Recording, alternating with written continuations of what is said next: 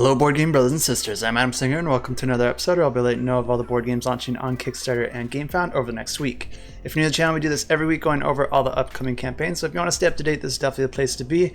I am filming this one a little late this week, so I'm not sure what time I'm going to get this up, but I haven't missed a video yet, so this will be going up at some point, and I guess if you're hearing this, it's already up. But before we get started, I do like to go over some new announcements and discoveries I just found out about last week. And I think they announced this like right after I finished filming my video last week, so this one has been out for a few days. But there is going to be a board game adaptation for the game Elden Ring. And this one is coming from Steamforged Games that created other games like Horizon Zero Dawn, Monster Hunter World, and the Dark Souls board game, which are all adaptations of previous video games. So they do have a lot of experience in this space. It's still pretty early, but the only thing that they really put out on this announcement regarding the gameplay is that it's not going to be using dice for its combat. Instead, they're going to be using some sort of system that requires players to strategize and adapt their plans during each individual encounter. This one is going to be a co-op, and I'm sure it'll have a lot of really nice miniatures, because one thing I know about Elden Ring is that they did an excellent job on all the models in the actual video game, so I'm sure that'll transfer into the board game as well. As always, make sure to check out Board Game Co. if you want to see more updates for all these different games. I do these videos every week and I just do one per week, but Alex over at Board Game Co. does a ton of different videos, and he puts up a video at the end of each month going over the following month and letting you know of the games that we know about so far. I do work with him on that, and we share information when we discover new games so that he has all the information I have at the start of the month, but then he keeps me updated as well so that I can provide these updates every week. He also just runs an excellent channel, and you'll want to subscribe if you haven't already. And with all that out of the way, let's check out this week's campaigns. And this first campaign I'm not going to cover too deeply because I was expecting it to launch in September, and I did have an exact date for it, but when I checked their backer kit, it says that they're launching in 31 days, but it also still says that they're launching in September, so I'm not quite sure on this one. It might launch, it might not. This is a game that plays 2 to 5 players and takes about 30 to 60 minutes to play, and this takes place in the Greek Aegean Sea.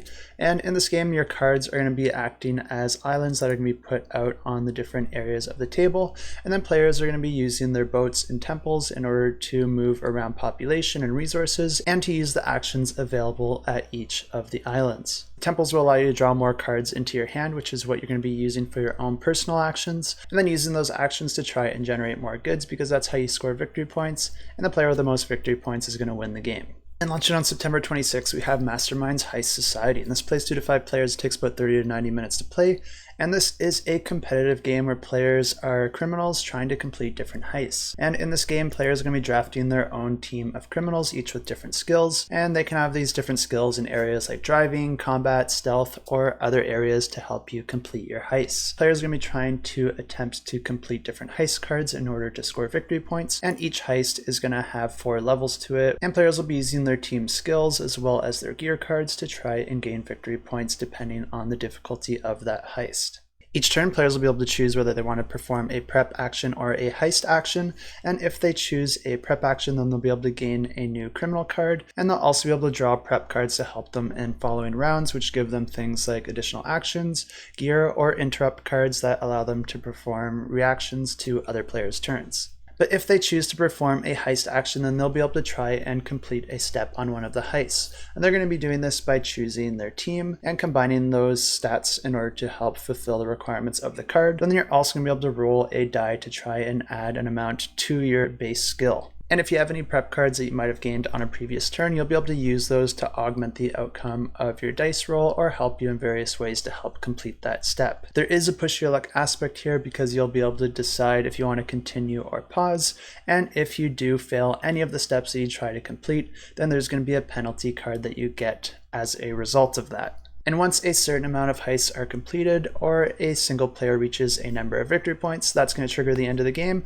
and the player with the most victory points wins. And launching on September 26th, we have Mind Your Business. And this plays 1 to 4 players and takes about 20 to 40 minutes to play. And this is a competitive abstract strategy game where players are going to be playing as different gnomes trying to collect different gems within a mine. And the way that this works is that the board's going to be randomly set up with a bunch of different mine shafts, and players are going to be trying to move around the board, rotate, and swap these cards in different ways in order to line up the different paths of the same types of gems. Because if you're able to do that, you'll be able to pick up all the gems lining up in a single path that share the same gems, and those will each count towards victory points at the end of the game. At the start of the game, each player is going to have their own gnome meeple out on the board, and then players are going to be taking turns performing a couple actions. And the actions that you have available to you on your turn is to first move your gnome meeple to adjacent tiles, or to modify the paths that you are either standing on or adjacent to by rotating or swapping those tiles. And of course, you're trying to do this in order to match up the different paths or to mess up paths for the other players. And there is a caveat to this because some of the tiles will have campfires on them, and you can actually modify those tiles even though you're not standing on them, which will allow you to get creative with moving some of the tiles that are further away and taking advantage of that to try and create longer paths. You also have the load cart action, which just allows you to collect cards for a single path of resources that you were able to line up. And this can actually be done even if you aren't located on those tiles. So if you're able to do this somewhere else on the board, you can still collect those tiles. But another really neat aspect of this game is that you can actually get yourself some bonus actions if you're able to end your turn on a tile that has an action associated with it. So some of the tiles might have some bonus abilities that you can take advantage of if you end your turn on them. And if players want to add a little bit of danger to their game, they can also add the goblin module. And at the end of each turn, you're going to be drawing a goblin card, and that's going to have some pre-programmed actions that the goblin is going to do. And the goblin will normally do things like move around the board, flip tiles over, and try to eat the other players. With this module, you're also going to have another action to flip cards back right side up, so the goblin's just going to be getting in your way, which could help or hinder you personally depending on how well you are able to mitigate the goblin compared to your opponents. Anytime that a player is able to collect tiles, those are going to count as victory points at the end of the game, and of course those tiles are going to get replaced to complete the board for the next turn, and then at the end of the game the player with the most points will win the game. And if you're interested in this one, I have links in the description below.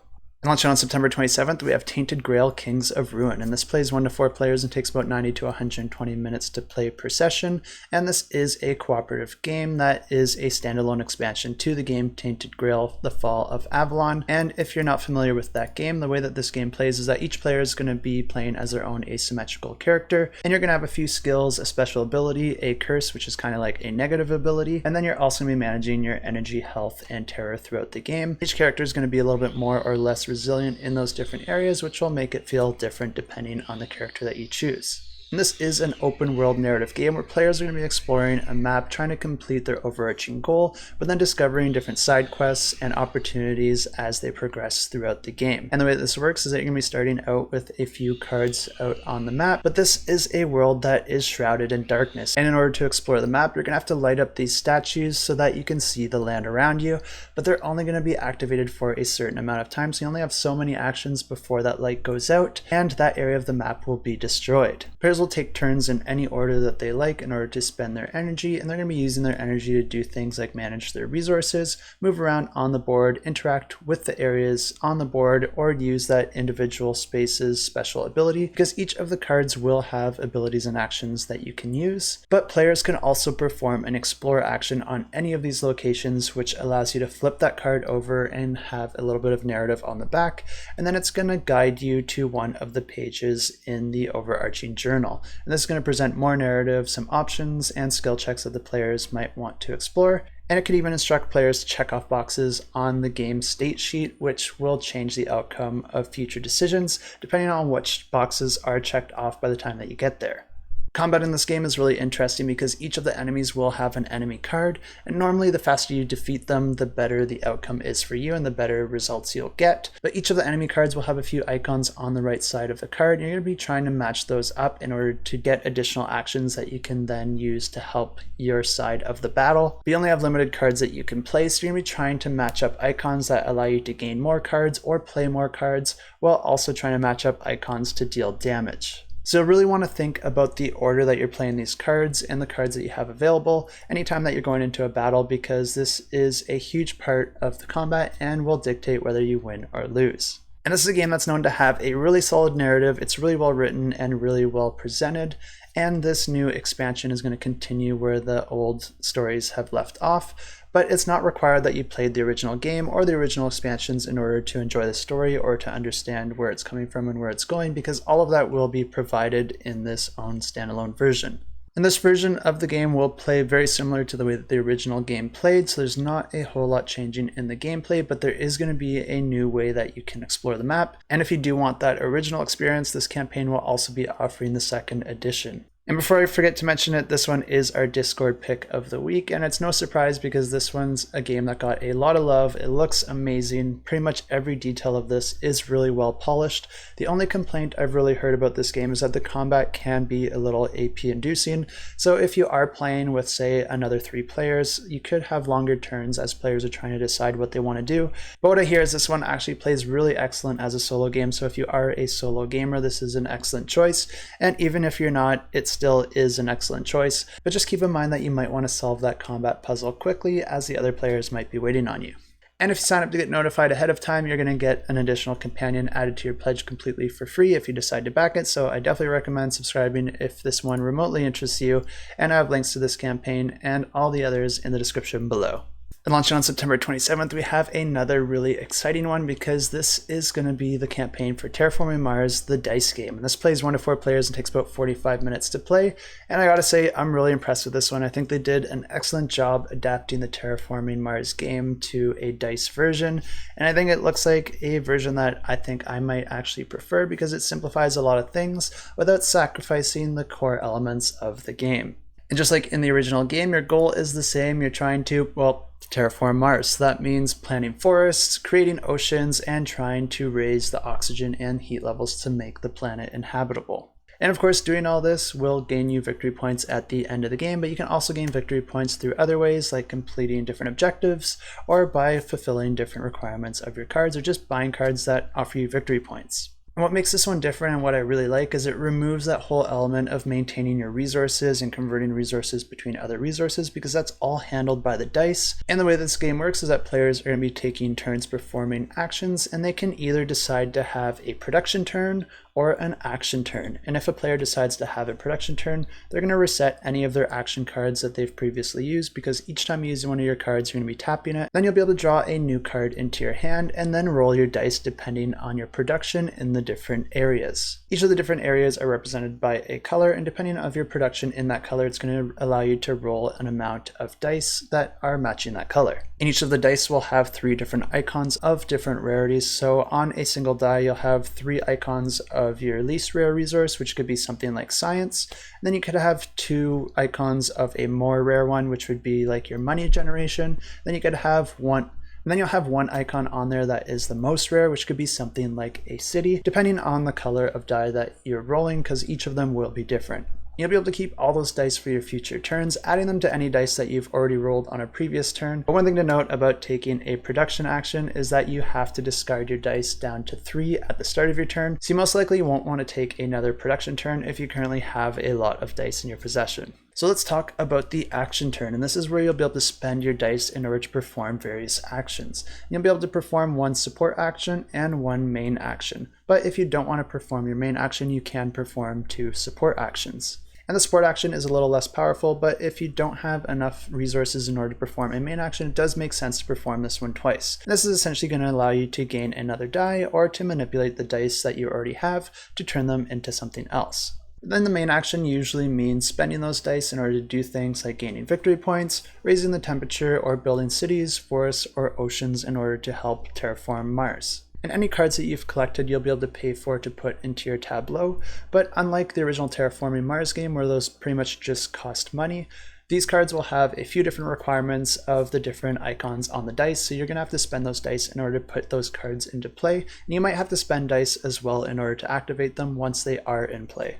And to me, that's the really impressive part of the way that this game works, because all that seems really elegant, how the dice are just used for pretty much everything. And you can really start to see how that builds your engine, because each of those cards can add more actions to your support or main actions, but they can also add more production of different types of dice, and sometimes even wild dice that just allow you which colored dice you want to add into your production when you take a production turn. And the game continues like this, with players taking turns deciding if they want to take a production turn or an action turn until Mars is fully terraformed, and then the player with the most victory points at the end of the game wins the game. And the next campaign we have, also launching on the 27th, is Temple of Horrors. And this plays 1 to 4 players, takes about 60 to 90 minutes to play. And this is a campaign I thought was launching a couple weeks ago, so I already covered it, and I'll just go ahead and roll that footage for you now.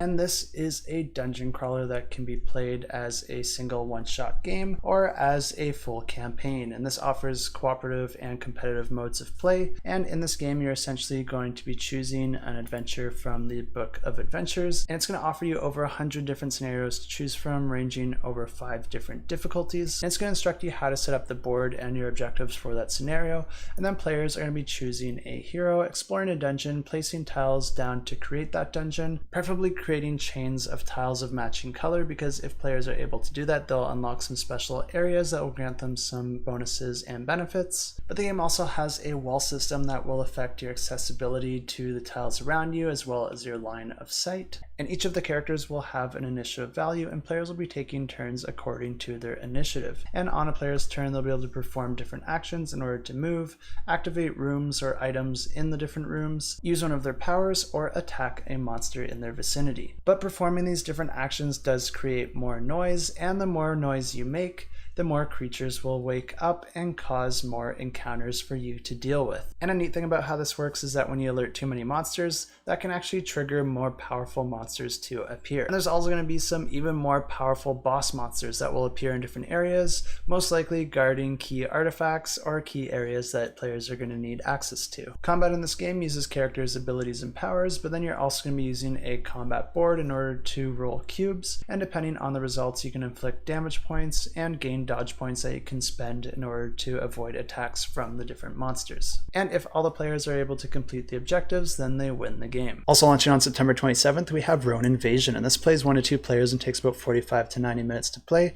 And this is a game that I'm really excited about. The whole design of this one looks amazing, and it also just has something really unique about it that I don't really see in many other games, because this one actually has dice construction, where the dice actually use little screws in place of their pips, and throughout the game you'll be able to modify your dice, gain more of those screws, and then upgrade those dice as the game moves forward to try and get more of the rolls that you are looking for. And this game also offers a competitive or cooperative mode, where in a competitive mode you're playing as warring factions, but in the cooperative mode you're playing as factions united against a global threat. But not only is this a dice construction game, but this is also a deck building game. So each player is going to be starting out with their own set of starter cards. Then you're going to be taking turns performing actions. And during a turn, you can activate any of the cards that you've previously put into play. Then you're going to draw cards back up to your hand limit and then roll your dice in order to generate resources. You'll then be able to perform your main actions by spending the resources generated by those dice in order to play cards in your hand or to activate previously played cards' abilities. And activating those different cards will allow you to do all sorts of different abilities and actions, but primarily you're going to be using them to attack your enemies. And a really neat thing here is that you can actually store any of the resources that you didn't use. But when you do that, you can't perform any of the same actions with those resources as you can during your action's turn. Stored resources are actually used for a completely different subset of actions that you'll be able to use on a future turn. You can also only store a limited number of resources of each type. And another really neat thing here is that some of the cards you put out will have a spare parts icon on them. And what's nice about having those out is that you're going to gain a spare part resource for each of those icons that you have visible. And this is a special resource that is actually used for its own subset of actions. And these actions work a little bit differently because you'll actually have to use them in the same turn, because any of the spare parts that you don't use or spend on actions are actually going to be lost at the end of your turn, so none of that will carry forward. And these are the actions that allow you to gain more cards or customize and improve your dice. And the game continues like this, with players taking turns, building up their engines, gaining new cards, and customizing their dice until they have reduced their opponent's health to 0, and whichever player does that first wins the game. And if you're interested in this one, I definitely recommend checking it out because it looks like just a really solid game, and I have links in the description below. Also launching on the 27th, we have Materia Prima, the Inquisition expansion. This plays 1 to 6 players and takes about 60 to 90 minutes to play, and this is an expansion to the original game, Materia Prima, and this is a competitive sandbox game that's set in a medieval world where science and alchemy are tightly intertwined. And players are going to be taking turns performing different actions, and the actions you can perform are to explore the different towns, and when you do that, you're going to be researching those towns for new recipes and buying upgrades to your own personal tower. You'll also be exploring the map to gather and mine for different resources, but you'll want to return to your own tower in order to store those resources because you do have a carrying limit. And then your tower also allows you to perform all sorts of different actions that you can only perform at your tower. And those actions can be things to transmute elements into different elements, create or equip different gear with the resources that you've collected. And these will help improve different stats and abilities of your character. And you can also create different minions that have their own sets of actions and health and attack and defense. And you'll be able to send them out on the board as well in order to do all sorts of different things, even attacking your enemies. Speaking of attacking your enemies, they can also attack you, and when that happens, if one of your minions is killed, then they're removed from the game, but if you are killed, you just return to your tower. And combat in this game is done using dice rolling, and you're going to be rolling attack and defense dice depending on either your stats or your minion stats. And of course, taking advantage of any gear cards that might help tip the scales in your favor. But in order to win the game, there's a few things that you have to have in order. First of all, you need to have your soul stone, which is an item that you start the game with, but anytime that a player is killed, they actually lose their soul stone, and you're going to have to rebuild it by transmuting your resources into a new soul stone. You'll also have to complete the construction of your own philosopher's stone, and in order to do that, it's going to work the same way. You're going to be transmuting different resources to create that soul stone. There's actually 3 different levels that you need to progress through, and you'll have to create one before you can create the other, and eventually creating that final stone. Each player is also going to have their own secret objective, and you'll need to complete that as well in order to win the game. So there's actually 3 different things that you need to line up in order to claim that win.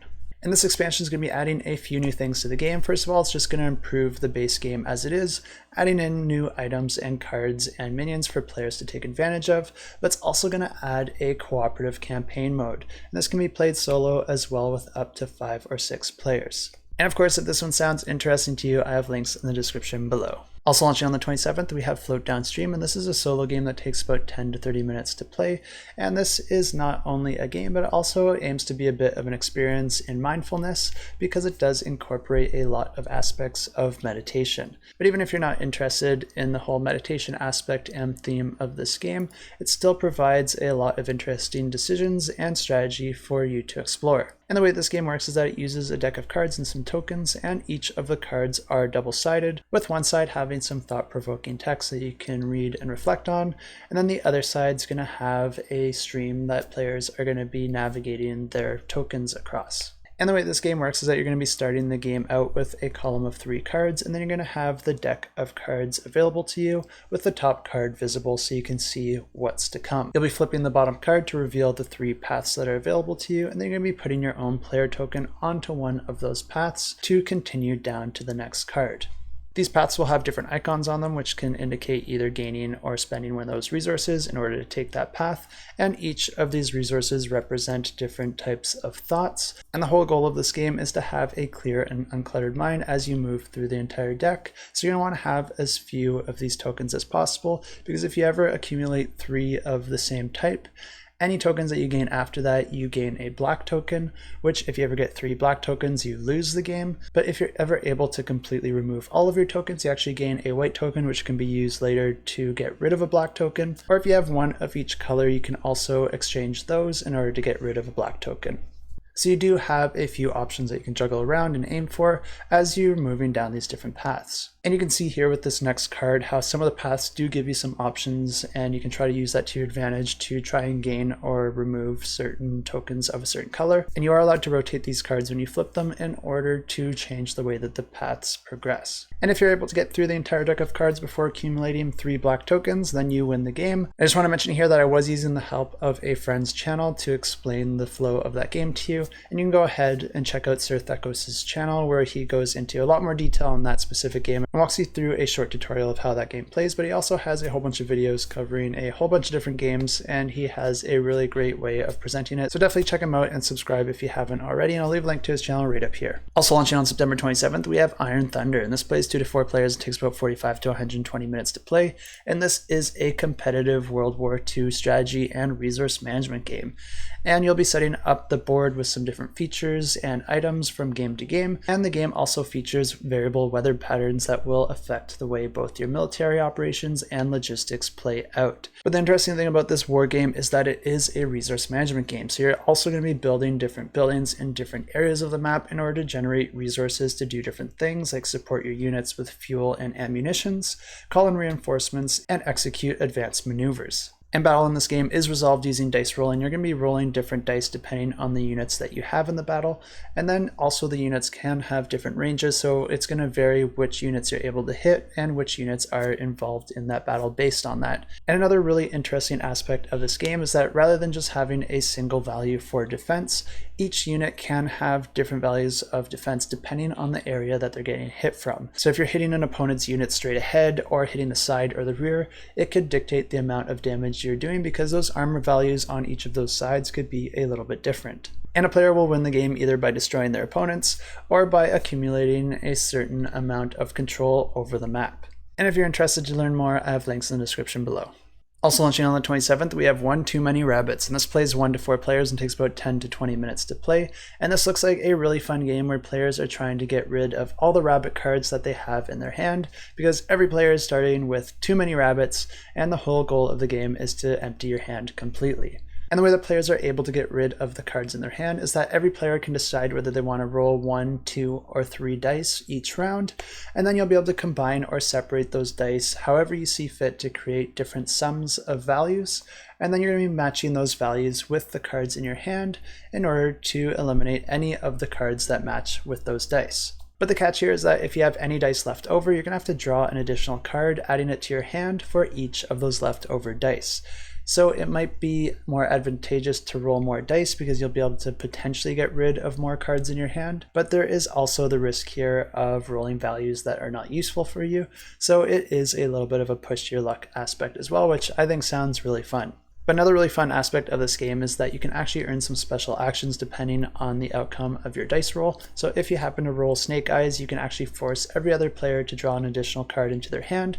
And if you roll triples of the same number, you actually force every other player to draw 3 cards into their hand. So it is incentivizing you to roll more dice because it's more likely that you're going to get an outcome that allows you to do these things. But of course that comes with the added risk of having dice left over that are not useful for you. You can also choose not to roll any dice and just give one of your cards to another player, but if you do that, you also have to draw 2 cards into your hand. So you might want to do this for the values that are harder to get a specific die roll of. You're also kind of incentivized to draw additional cards into your hand because some of the cards are some special ability cards, which can be very useful for trying to eliminate cards in your hand or give you some more flexibility in trying to eliminate cards from your hand. And these can be some special cards that either act as any number, allow you to add or subtract card values together to generate a different number, use the dice roll of another player instead of your own, or even place bets on the outcome of a roll. So if you're interested in this one, I have links in the description below. You can go ahead and check out the campaign to learn more.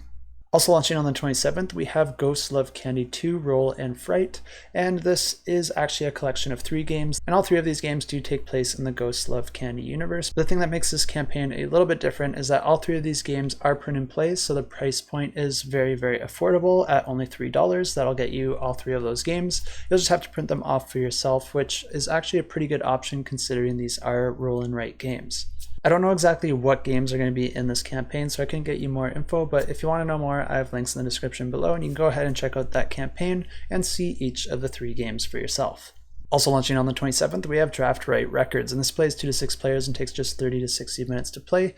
And this is a competitive draft and write game about creating your own garage band and then eventually making it to the big time. Players are going to be drafting their band members as well as their backstage staff and production crew in order to create their music, unlocking new fans, money, and opportunities. And then the writing aspect comes into play as players plan out their schedule, prioritize their assets, and map out their tour route.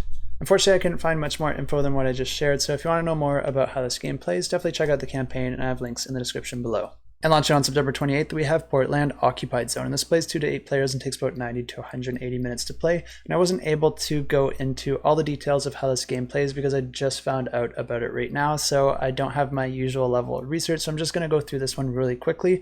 But in this game, you can play with 2 to 8 players. It takes about 90 to 180 minutes to play.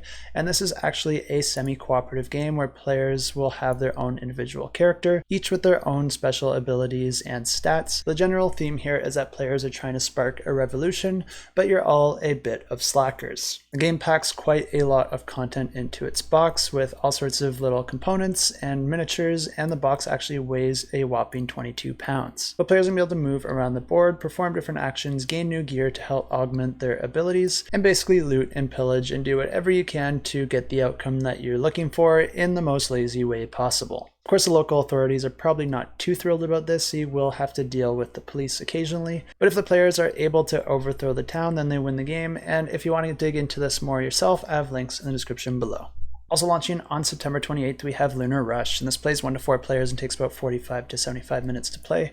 And this is another really interesting one because this one actually combines bidding, market economics, and tableau and engine building into a Euro-style game. And the premise of this one is that 2 new elements have been discovered on the moon, and humans are going to do as humans do and try to monetize on that. So each round, players are going to be bidding on the best routes to and from the moon, and you're going to be doing this to try and transport goods and workers from the moon to Earth or vice versa. And the interesting aspect here is that you're actually bidding using your victory points, so your victory points do double as your money in this game.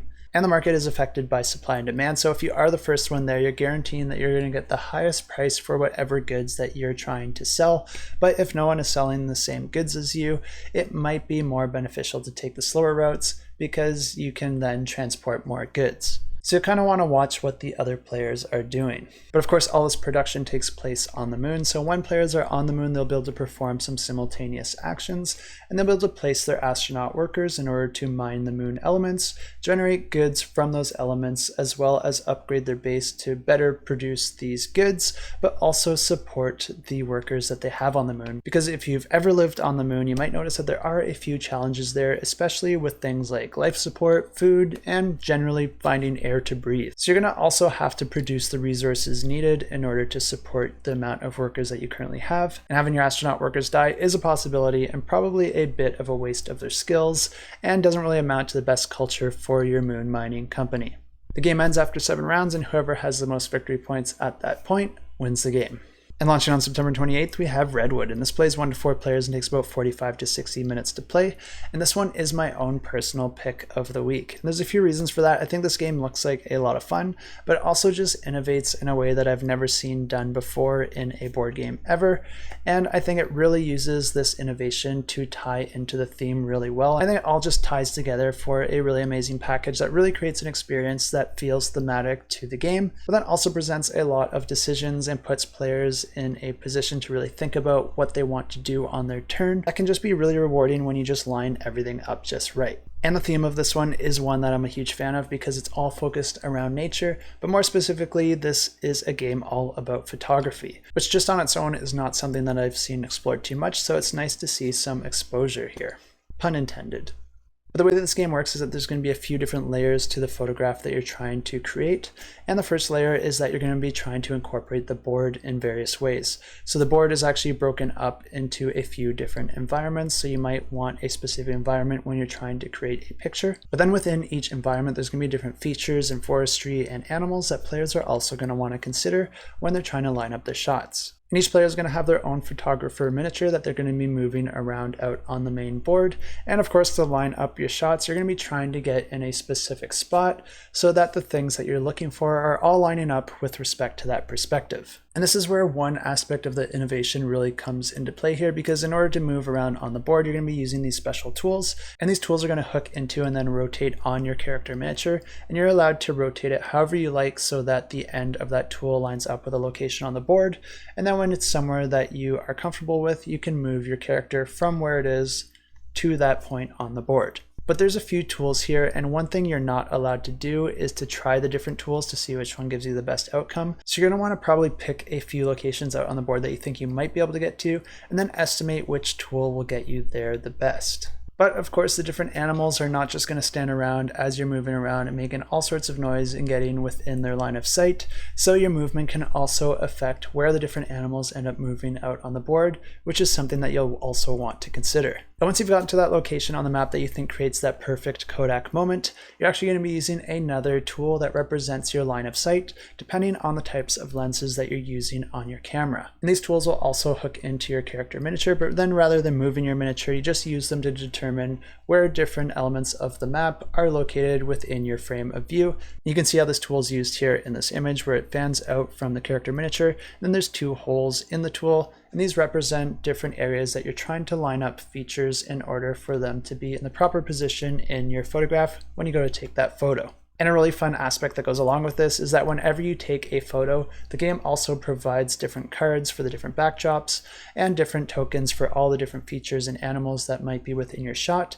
And you're going to be taking the ones that were in your shot and then combining them to represent your photo and bring that photo to life. But to get as much points as possible, players are going to be trying to create a panorama. This means that you're going to be attaching all those photos that you create together side by side. Whenever you create a new photo, you can decide which side you put that photo on, but you'll want to line this up so that each of the environments in your panorama are beside the same environments that they're beside on the main board.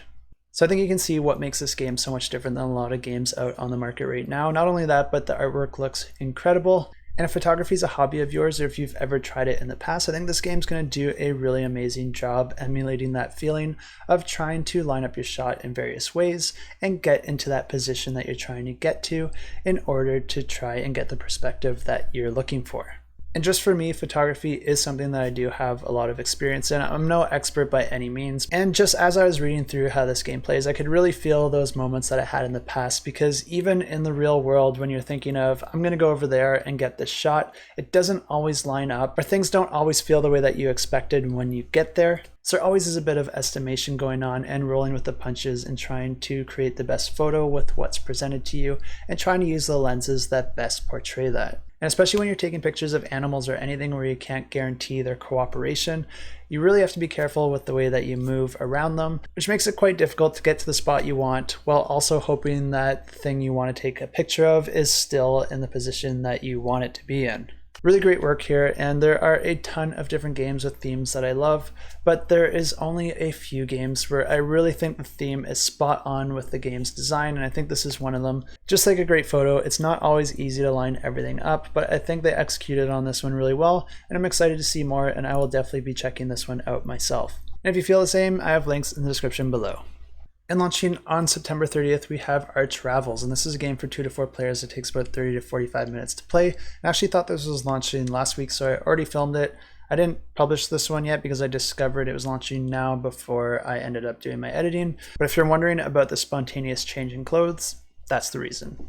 Also launching on September 20th, we have ArchRavels, and this plays 2 to 4 players. It takes about 30 to 45 minutes to play, and this is a knitting game where players are going to be playing as different knitters, trying to collect yarn from a shared market in order to knit different items and complete different projects for victory points. And the neat thing about this game is that each player can actually have different actions available to them depending on the character that they're playing as. But whenever you're performing an action, you have to perform a different action each turn. And some of those actions might allow you to shop to gain more yarn from the market, or other actions might allow you to craft to turn that yarn into different items, while there might be some other special actions that might allow you to exchange any amount of a single color of yarn to another color of yarn. After all players have performed their actions, we move into the restock phase where you're going to be redrawing cards and repopulating the market.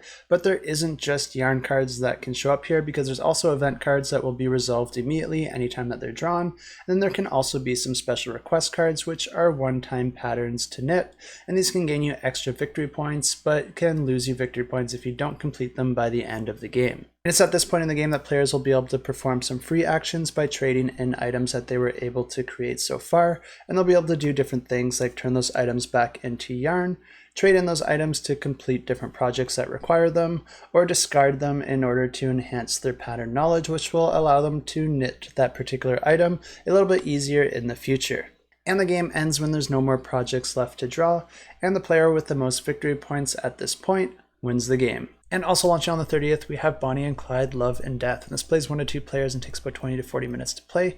And this is a game that I did cover in the past, so I'll just go ahead and roll that footage for you now. This is designed primarily as a solo game, but it can be played as a duo as well, and it takes about 20 to 40 minutes to play. But in this game, you are basically playing as Bonnie and Clyde, and you're living out their life as they are on the run from the cops. As the cops get harder and harder every round, you're going to be trying to rob banks, steal cars, and try to just stay one step ahead of them until you reach your end game objective, which can vary depending on the difficulty and the scenario that you choose. One example of this would be for the easy mode, where players will have to rob at least 2 banks, max out their love meter completely, and then die tragically in a barn house shootout. And you'll be using a player board to track all the different stats, but if you are unable to make it to that endgame scenario, you will lose the game, and there's a few things that can stop you. The first is if your characters completely fall out of love and go their separate ways. The second is if you die from too many injuries, and the third is if you enter into a firefight and you have no ammunition on hand. The game plays over a series of rounds, and each round has 3 phases: morning, noon, and night. And during the morning phase, players will be able to stash any loot that they have, but they'll also be able to potentially hijack a new car if needed. But the police are going to track you down, and you're going to have to grab whatever car is available to you and hit the road. And that moves you into the next phase, which is the afternoon phase, and you're going to be drawing a road card. And each road card has a number of icons on it, and you're always going to be resolving those from bottom to top. And these are going to give you different opportunities to find food at restaurants or gas at gas stations, or potentially run into doctors that can heal your wounds, or even a place to sleep, which you'll have to find before you can end each round. But some of these cards will also give the player a choice to move in one direction or another, but if the players choose to go a direction that leads to one of these building icons, then players are going to be flipping up the card of that matching icon. And these building icons just mean that you're visiting different villages, towns, and cities, and there's different risks and benefits of visiting each of those. When you flip those cards up, you're going to be resolving the icons just like you do on the road card, and then you're going to head back to the road, which will lead you to your next phase. And this is the night phase, where you're going to be flipping up another road card and then trying to find a place to sleep. Occasionally players might choose to rob a bank, rob a restaurant, or a gas station, and in that case players are going to enter into combat. And to do that, you're going to be drawing a card that's broken into 4 different sections, and each section represents a different situation that you might find yourself in, and you're going to be resolving the one for the situation that you drew it for. And then you'll resolve the effects of the card, which can damage your different gauges or damage your car or the relationship between Bonnie and Clyde, but then you will get the benefit of robbing whatever it is that you robbed. And of course the police can catch up to you as well, and you'll find yourself in a shootout, which if you're able to escape will almost certainly see you escaping with some injuries. And of course, if you want to check out this campaign or any others, I have links to all these campaigns in the description below. And I didn't get any exact dates for these ones, but I was expecting them in September, so I'll just quickly go through them. I'm not going to explain how they play, but if you want to learn more, you can go ahead and look them up for yourself. But the first one is Hydroracers, which plays 2 to 4 players and takes about 30 to 60 minutes to play. And this is a competitive aviation and flight racing game. Then we have Kingdoms of Akandia, the 7 Realms, and this plays 1 to 4 players, takes about 90 to 600 minutes to play, and this is a cooperative fantasy adventure game. I was also expecting Rogue Angels to launch, which plays 1 to 4 players and takes about 60 to 120 minutes to play, and this is a cooperative game where players are going to be using actions in order to try and complete different objectives. I think Biome will be launching this month, probably on the 30th, but this is an abstract strategy game where players are trying to use plant tiles, attract animals, and build food chains as they compete for resources and space. The players are going to have 2 actions on their turns to do things like exchange cards, exchange tiles, or play a card in their hand, or place a tile out on the board. And players are going to be earning points depending on their tile placement, and the player with the most points wins the game. We also have Kyojuu in the Dark, which is another abstract strategy game, where each player is going to be putting their 9 units out on the board, and on a turn you can either roll dice to gain movement points, or you can attack another player. And the goal of this game is to try and fight or sneak your way through the map to try and reach the center location of one of your opponent's home bases. And the last game I was expecting but didn't get confirmation on is Rogue Regiment, and this plays 1 to 4 players, and this is a war stealth action game where players are going to be taking the role of soldiers trying to sabotage the plans of their enemies from behind enemy lines after the effects of D-Day. And those are all the campaigns I have for you this week, but don't leave yet because we have a few awesome giveaways to announce, and the first one is for Age of Comics, and this is a worker placement type game where players are going to be trying to combine different types of authors with artists and ideas in order to create different types of comic books. Players are also going to be using actions to move their sales team around a map of New York, taking advantage of the different pop-up stands and comic book stores so that they can try and sell the types of genres that those stores want to sell. There's a few different ways to earn victory points. Obviously, selling your comics is always a great thing. Being the first to create a certain type of genre will also gain you victory points, and also lining up the expertise with your staff and the type of genre that you're creating will also gain you bonus victory points when you go to create a comic. But every time you publish a new comic book, you're going to be earning a token that you can put out on an action space out on the main board, and that's going to upgrade the effects of that action for you when you go to use it. So there is a little bit of an engine building aspect to this as well. And this giveaway is going to be for a standard edition pledge, and this gets you a copy of the game, the solo mode, and all associated stretch goals. And under this giveaway, just leave a comment down below with the hashtag comic, and let us know if there's a genre of comics or series of comics or just a specific comic book that you are a huge fan of. I used to read a lot of comic books when I was younger, but for whatever reason, they've all sort of been wiped from my memory. I don't know if I just wasn't as focused as I should have been, or if my memory is just complete garbage, but I still have all those comic books locked away, and I don't really read them anymore. But the nice thing is that YouTube exists, and there are a ton of great YouTube channels that just read and explain the comic books in a nice little summary. So I do occasionally just pop on there anytime that I happen to go down the rabbit hole where I'm exploring these different universes. And I'd say my two favorites is probably Spider-Man, because that was just my favorite superhero and I love all the different iterations of the Spider-Man character. But then Batman just has some of the best creative ideas and storytelling. And I do kind of have a third favorite that I remember reading a lot of as a child, and it's not really a comic but a magazine, and this was Mad Magazine, and I still have all those as well. But normally I'd just be jumping over to the Spy vs. Spy comic strip because that was just worth buying the magazine alone.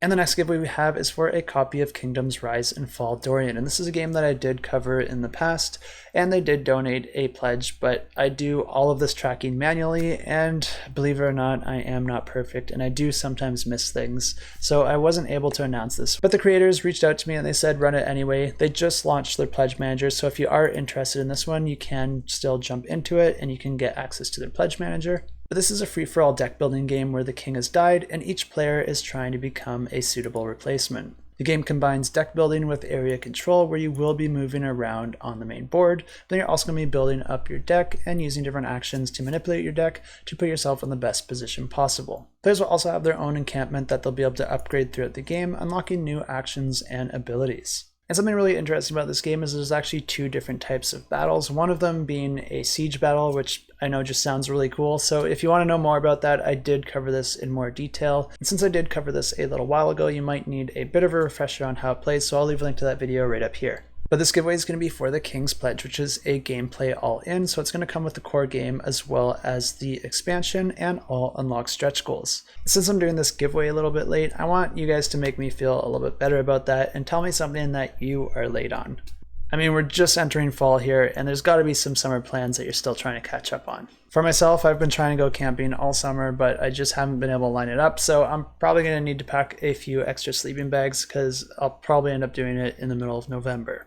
And this one is a bit of a special week because we just hit 2,000 members on the Discord channel. So I'm going to have a couple bonus giveaways. I'm going to run those over on the Discord. So if you haven't checked out our Discord yet, definitely check it out. There is a ton of excellent content here. This is the first place I update as soon as I find new info on any games. And I also get a lot of my info from the community here on the Discord because we're all sharing information and letting each other know of new games as we discover them. But I have a channel for every game that I talk about, and they get categorized into what's launching this week, what launched last week, and what's remaining in this month, what's coming next month or next quarter, so you can really start to see ahead of time the games that we know about so far.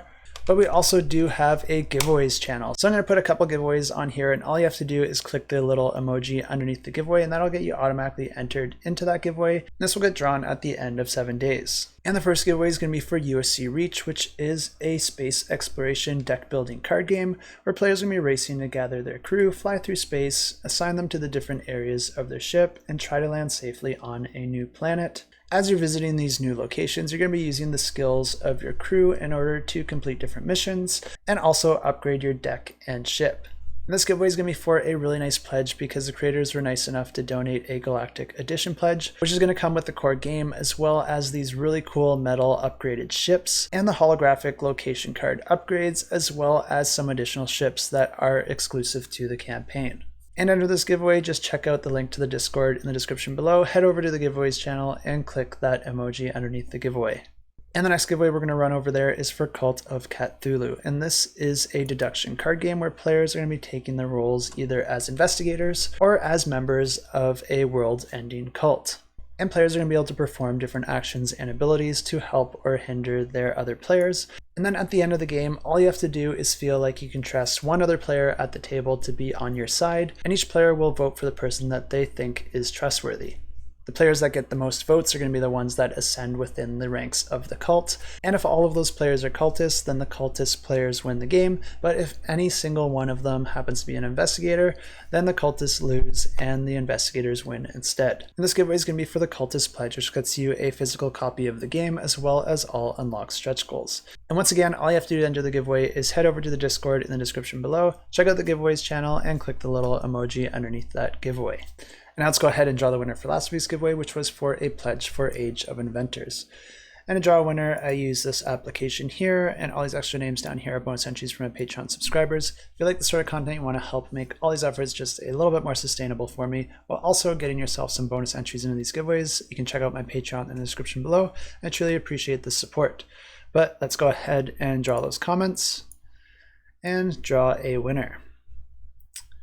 And the winner is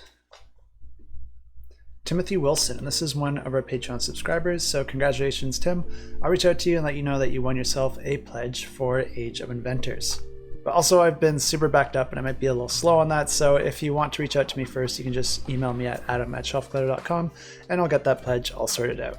And that's everything I have for you this week. Quite an exciting week with the new Tainted Grail and the new Terraforming Mars, the dice game, as well as a whole bunch of other games that all look really good. It's actually been quite a few months of me not backing campaigns. I still love board games, but I've just been having a lot of trouble finding time to even play the games I have, let alone look into and buy new ones. So I'm hoping to wrap up a lot of these side projects that I have on the go right now and free up a little bit more of my time so I can get back into what's important here, which is obviously spending a ton of money on board games. But I hope at least all of you are still finding time to get in some of your favorite games and also try some of those new ones as well. Make sure to get in a game for me. And as always, thanks so much for watching, and until next time, keep that shelf cluttered and the table full.